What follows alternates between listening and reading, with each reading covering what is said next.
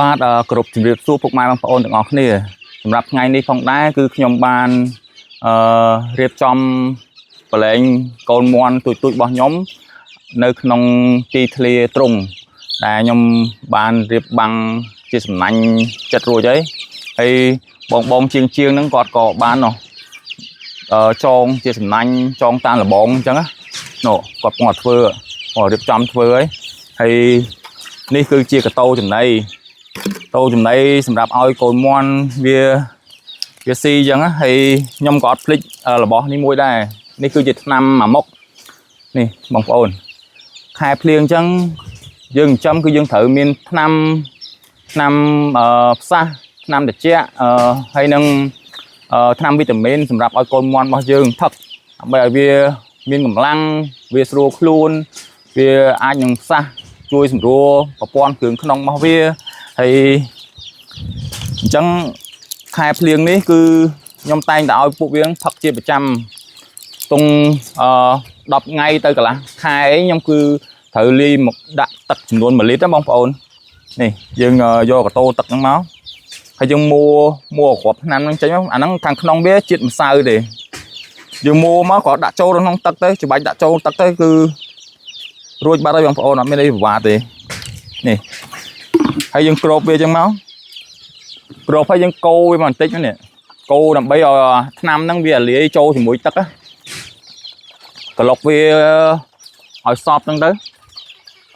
ហើយដាក់ឲ្យកូនមាន់យើងផឹកថ្នាំនេះមានប្រសិទ្ធភាពល្អបងប្អូនសម្រាប់ការពារជំងឺផ្សេងហើយជួយឲ្យមាន់ហ្នឹងវាសកុកវាអីហ្នឹងគឺវាអាចនឹងធូរស្រាលបានមួយកម្រិតអញ្ចឹងបើសិនយកអត់ការពារអញ្ចឹងទេគឺមាន់របស់យើងអត់នៅទេខ្ទង់50 60 70%ឯនឹងបាត់បង់ហើយអញ្ចឹងបើយើងដាក់អាហ្នឹងជួនកាលវាអាចនឹងបាត់បង់ដែរសម្រាប់មាន់ដែលវាស្ទើរកម្លាំងវាខ្សោយអីចឹងហ្នឹងហើយគាត់ដាក់ចឹងមកដាក់ចឹងឲ្យវាផឹកហើយឥឡូវយើងចាប់ប្រឡែងកូនមាន់យើងទៅព្រោះកូនមាន់ប៉ុណ្ណេះយើងអាចប្រឡែងបានហើយនេះកម្លាំងណាឲ្យវាស៊ីចំណីផឹកទឹកស៊ីចំណីបានចេញប៉ះដីដើរលេងណាតោះ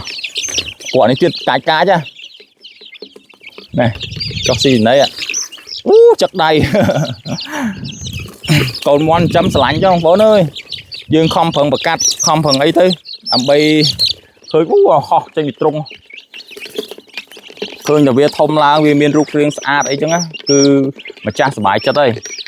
ហើយច្រើនបងប្អូននៅខាងនេះទៀតទ្រុងខាងនេះទៀតចាប់វាមកលេងដីទាំងអស់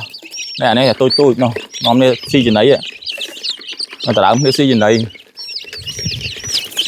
ប្រកាត់បានច្រើនឥឡូវនឹងក្រាបពងបន្ថែមទៀតហើយ 4-5 ស្បុកទៀតណាអាខ្លះកំពុងក្រាបអាខ្លះកំពុងតពងបន្ថែមទៀតណាទ្រុងប្រកាត់យើងធ្វើចិត្តហើយអញ្ចឹងយើងចាប់វាប្រឡែងបដាទៅយើងមានទ្រុងអញ្ចឹងហើយយើងអត់ទៅអស់បារម្ភពីហានិភ័យពីសត្វស៊ីឬមួយក៏ជំងឺអីផ្សេងដែលចូលមកយាយសត្វចិញ្ចឹមរបស់យើងទេ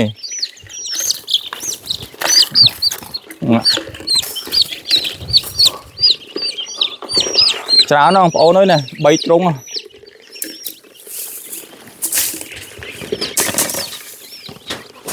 ខាងនេះទៀតមកទ្រុងខាងនេះទៀតអានេះយើងដាក់ប្រឡែងខ្ទង់ទ្រុងប៉ុណ្ណេះខ្ទង់បងចូលមកទៀតទ្រុងប៉ុណ្ណេះយើងអាចចំបានរាប់រយក្បាលទីធ្លាខ្ទង់5-10 ម៉ែត្របដោយ30 ម៉ែត្រហ្នឹងយើងដាក់មាន់ស្ទាវរហូតដល់រាប់រយក្បាលនោះនេះកាចនេះបាយកូនមាន់មើលវា